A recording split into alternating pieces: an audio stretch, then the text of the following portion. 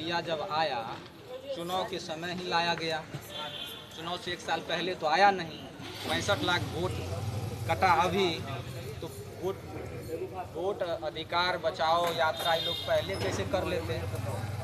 जब वोट कटा है आज, तो यात्रा भी तो आज ही करेगा। तो वही प्रक्रिया है। 65 लाख वोट चुनाव आयोग जिस तरीके से मनमाने तरीके से सुप्रीम कोर्ट का जो फैसला आया, सुप्रीम कोर्ट का जो आदेश आया, उसको भी ये लोग मानने के लिए तैयार नहीं था। सुप्रीम कोर्ट का जो कमेंट आया, फिर लास्ट में जब सुप्रीम कोर्ट यह आदेश दिया है जो आधार कार्ड को भी अब मान्य किया जाए, ये लोग मानने के लिए तक तैयार नहीं था। तो आप समझ सकते हैं, जहाँ जब विपक्ष के लोग सवाल करते हैं चुनाव आयोग से, उसका जवाब देने का काम भाजपा और जदयू के लोग करते हैं। आप समझ सकते हैं जो चुनाव आयोग और 65 लाख वोट कटा है, इसका मतलब है जो भाजपा और जदयू के लोग नहीं चाहते हैं जो वो 65 लाख लोग मतदाता बने। मैं सुशील कुमार, आप अभी देख रहे हैं सच न्यूज। इस वक्त मेरी मौजूदगी समहार न्यायालय गेट के जस्ट आगे हैं और मेरे कैमरे फ्रेम में बहुत सारे युवाओं को आप देख रहे होंगे। और आज आपको पता होगा कि सुपौल की पावन धरती पर बड़े बड़े दिग्गज नेता आए हुए थे। जैसे कि आपको हम बता दें, राहुल गांधी, तेजस्वी यादव, पप्पू यादव और उनके साथ अनेकों समर्थन के लोग थे। और मेरा बहुत बहुत स्वागत है सच पब्लिक चैनल। आज देखें कि सुपौल के पावन धरती पर बहुत सारे नेता आए थे, लेकिन हम आपको वैसे मैं किसी परिपाटी पर कटाक्ष नहीं करना चाहता हूँ। ये खास करके इलेक्शन के दौरा में ये लोग दौड़ा करते हैं, बाद बाकी कहाँ जाते हैं ये नेता लोग?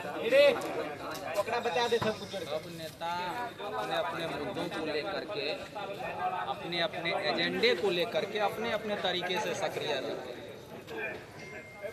हो सकता है SIR और किस आधार पे काटा है, काटा है, उसका रीजन क्या है चुनाव आयोग यह भी कह रहा है जो यह हम नहीं बताएंगे। आप समझ सकते हैं किस तरीके से संवैधानिक संस्थाओं के खिलाफ मनमानी कर रहा है चुनाव आयोग हो या चुनाव आयोग जिसके इशारे पे काम कर रहा है। अच्छा, बहुत सारे लोगों का ऐसा कहना है EVM मशीन को हटाया जाए और फिर से जो वो पहले था पर्ची वाला सिस्टम वो करवा जाए, ऐसा क्यों? वो तो तमाम तरह के लोगों का डिमांड है। आप देखे होंगे महाराष्ट्र का चुनाव, महाराष्ट्र के चुनाव में विधानसभा में जो वोटर था और फिर जब लोकसभा का चुनाव आया, उसके टोटल वोटर की संख्या में कितने दिन के अंतर में और कितना इजाफा हो। इस तरीके का जो यह खेल चल रहा है, SIR का जो यहाँ पे मामला आया, आप देखे होंगे गुजरात के लोग बिहार में वोटर बने। आप देखे होंगे एक एक पते पर, एक एक घर के एड्रेस पर 200 लोगों का वोटर लिस्ट में नाम। यह कैसे? यहाँ जिंदा लोगों को SIR प्रक्रिया के बाद वोटर लिस्ट में मृत घोषित कर दिया गया और वो लोग राहुल गांधी जी के साथ बैठ के चाय पी रहे हैं। तो आप अंदाज़ा नहीं लगा सकते हैं ये लोग किस स्तर पे जा कर के सत्ता पाने के लिए, चाहे वह बिहार का सत्ता हो या फिर केंद्र की सत्ता में बने रहने के लिए क्या क्या खेल कर रहा है। इन लोगों को लोकतांत्रिक संवैधानिक मूल्यों में कोई विश्वास ही नहीं है और संघ और RSS के लोग तो कभी संविधान को माने ही नहीं, इसलिए नहीं ये यात्रा हो रहा है।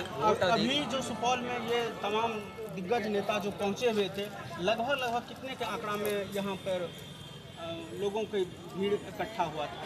तो मीडिया के लोग आप हैं तो आपको आकलन लगाना चाहिए। आप भी किसी बाकी आप तो देखे होंगे भीड़ किस कदर छात्र, यूथ, आम लोग, गरीब, वंचित, दलित, अकलियत समाज के लोग स्वतः इस यात्रा में जुड़े हैं और वह राजनीति करने नहीं आए हैं। उसके वोट के ऊपर जो हमला किया गया है, वोट का राइट जो उससे छीना जा रहा है, उस राइट को बचाने के लिए वह इस लड़ाई में खुद चल करके आए।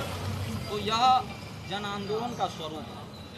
बिहार में जो यह वोट अधिकार यात्रा चल रहा है, यह एक पार्टी का, दो पार्टी का और विपक्ष का सिर्फ लड़ाई नहीं रह गया है, यात्रा नहीं रह गया है। यह पूरे बिहार के गरीब, वंचित, दलित, शोषित, अकलियत जो संविधान में अधिकार विश्वास रखते हैं, जो लोकतंत्र में विश्वास रखते हैं, जो लोकतांत्रिक प्रक्रिया में विश्वास रखते हैं, जिन्हें अपने वोट की चिंता है, जो केंद्र और राज्य की सत्ता से ठगा हुआ महसूस कर रहे हैं, वो सारे लोग आज इस यात्रा में सड़क पे उतर करके आ रहे हैं, उसमें अपना सहयोग बता रहे हैं, उसमें साथ कई किलोमीटर तक चल रहे हैं। और यह यात्रा ऐतिहासिक होने वाला है बिहार से। और जो लोग आज केंद्र की सत्ता में बैठे हुए हैं, निश्चित ही कहीं ना कहीं वो लोग चुनावी प्रक्रिया को मैनिपुलेट कर करके सत्ता में आए हैं, नहीं तो यह लोग सत्ता में नहीं आने वाले।